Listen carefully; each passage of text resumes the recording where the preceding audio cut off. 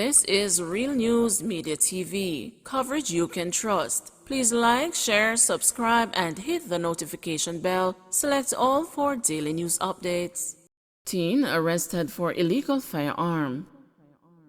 A teenager was arrested in Shelter Rock, Spanish Town in St. Catherine yesterday evening for illegal possession of a firearm and ammunition. Reports are that about 4 p.m., a joint security operation was being conducted when the 16-year-old boy was spotted by the team. On approach, he attempted to discard the firearm he had in his possession. The weapon was retrieved, which the police report is a Ruger pistol with a magazine containing 10 rounds of 9mm cartridge. The teenager was subsequently arrested. The St. Catherine North Police have seized 4 illegal firearms in the last 24 hours.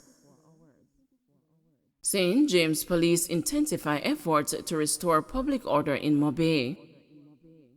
The St. James Police on Thursday carried out an operation at the People's Arcade in Montego Bay as they intensify their efforts to clamp down on illegal and unsanitary vending in the second city during their ongoing operation Restoring Paradise, a public order reset. According to Aaron Samuels, superintendent in charge of operations in St. James, the police have taken an interest in the People's Arcade after recognizing that criminals utilize the space. 2 men were taken into custody for questioning by the police during the operation.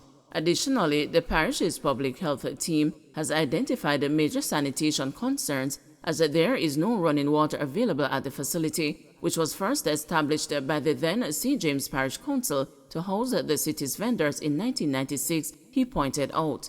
For our public order reset, we are looking at the whole facility here, which is really in a state of disarray.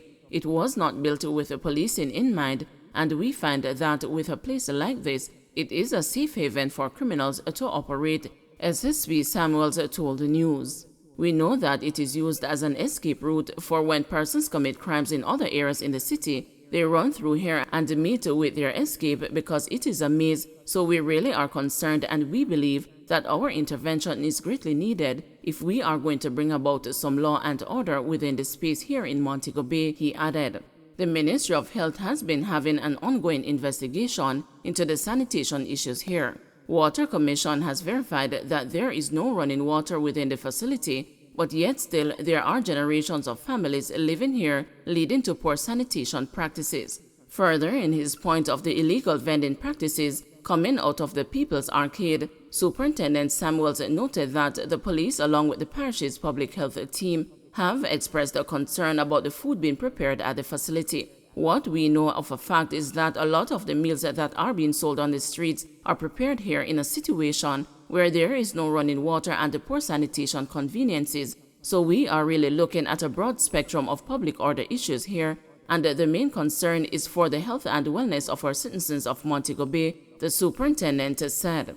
Operation Restoring Paradise, a public order reset, began Monday and has seen the police and other state agencies weeding out illegal taxis as well as illegal and unsanitary vending across the city. 13 agencies, including the National Water Commission, the Ministry of Health and Wellness, the National Solid Waste Management Authority, and the Transport Authority, have partnered with the police on this initiative.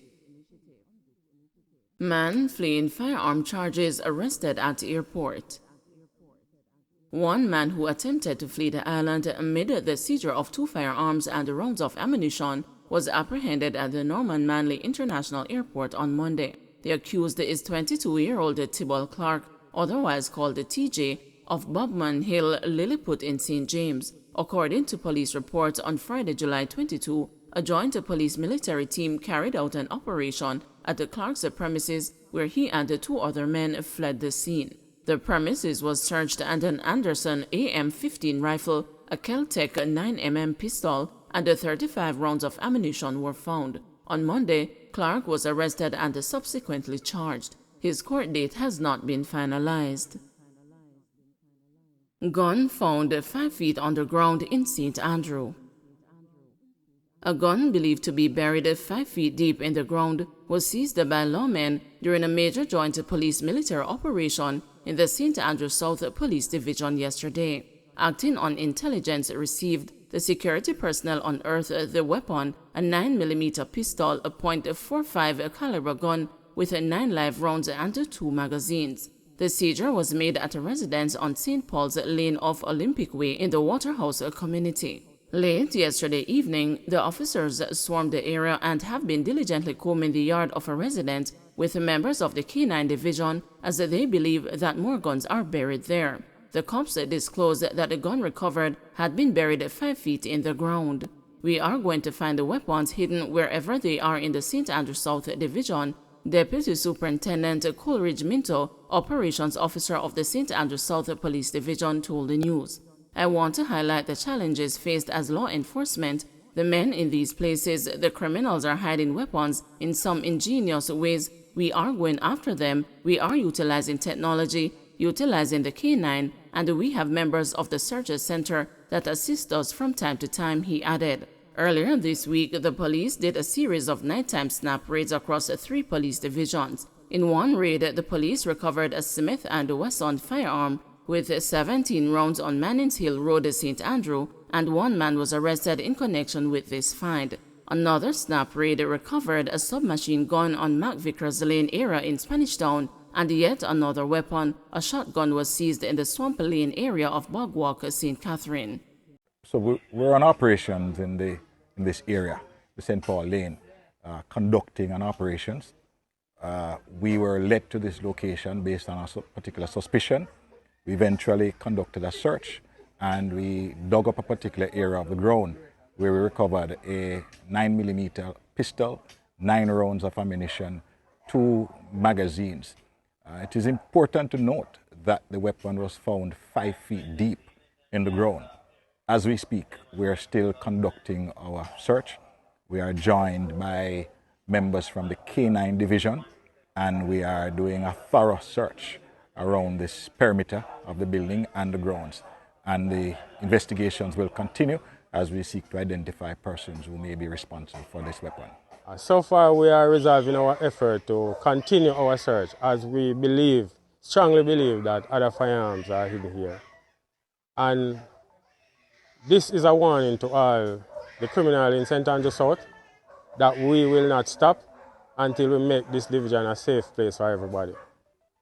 Greater Portmore police is searching for men who tried to smuggle contraband onto its compound. The Greater Portmore police have launched a manhunt for 2 men who attempted to smuggle a larger quantity of contraband onto the compound of the police station on Wednesday night. Senior Superintendent Christopher Phillips, head of the St. Catherine South Police, told the news that about 11:50, police personnel observed the 2 men lurking suspiciously near the station and gave chase. The men fled, leaving behind 2 bags which contained 16 cellular phones, 9 SIM cards, 16 cellular phone batteries, 7 phone chargers, and 3 earpieces were also seized. The cops additionally seized 3 hacksaw blades, 1 pound of ganja, grabber, 17 lighters, 23 packs of Rizla, 240 cigarettes, rum in plastic bags, 3 razor blades, and 1 tube of bleaching cream. SSP Phillips said the items were destined for the lockups, as in recent times there has been an aggressive attempt to get contraband inside the facility. The commander said he has heightened the security around the facility and warned that there will be restrictions on visits to the station. JLP counselor and businessman Christopher Townsend charged with fraud. Jamaica Labour Party councillor and businessman Christopher Townsend is scheduled to appear before the St. Andrew Parish Court on Friday on fraud charges. Mr. Townsend, who owns a fleet of buses, was charged on Tuesday by the members of Public Safety and the Traffic Enforcement Branch following allegations that he allowed another bus operator to use a license plate from one of his buses to operate in breach of the Road Traffic Act. The Public Safety and the Traffic Enforcement Branch uncovered the fraud when it seized the bus with a false license plate. Investigations later led to Mr. Townsend being arrested and charged with a fraudulent use of license plates, among other breaches. His attorney and the namesake Christopher Townsend, who is his relative, is expected to apply for bail when the matter is mentioned on Friday. Government ministries to establish customer service units. The government will be establishing customer service or service excellence units in all ministries over the next 2 years. The move aligns with a recently launched service excellence policy that will govern the standard of service delivery by the public sector to internal and external customers. Principal Director in the Office of the Cabinet, Public Sector Modernization Division, Carleen Mackenzie Spencer, made the disclosure during an interview with the news. The Ministry of Finance and the Public Service will be supporting the PSMD in the implementation of the service excellence function. As a part of that, it is required for all ministries to have customer service units to monitor and to guide the implementation of the process of the service excellence program, she said. She noted that the 2-year timeline takes into consideration the various ministries that are at different points in establishing their service excellence programs. There is a timeline for rollout. All ministries are at different stages in their development, and as such, one ministry will be capacitated long before another. We are hoping that we are able to have this in place within the next 2 years within all our ministries, she said. She noted that the establishment of the units could be completed before the 2-year timeline, with the Ministry of Finance assisting the ministries to engage the right personnel. The complete overhaul of customer service in the public sector is a process that will require staff adapting to new processes to ensure that the needs of customers are met. Mackenzie Spencer noted that each ministry has its own set of challenges and that her division is committed to helping them make the necessary changes. Some public sector entities will require different approaches, so the persons within the service excellence function will be working closely with them, understanding their unique needs and their circumstances, she said. Don't forget to like, share, subscribe, and hit the notification bell. Select all for daily news updates.